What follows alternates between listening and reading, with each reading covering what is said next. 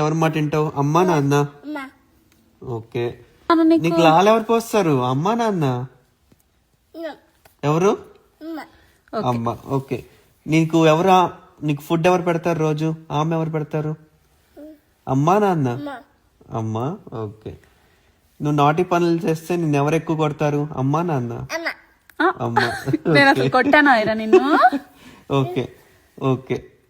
నువ్వు పెద్దయ్యాక ఎవరి మాట వింటావు? నాన్న అమ్మ? పెద్దయ్యాక ఎవరి మాట వింటావు? అవునా? అన్ని అమ్మేనా? సరే. నీకు ఎవరి పరుకులు వచ్చాయి? సరే. నాన్న మాట వింటావా పెద్దయ్యాక?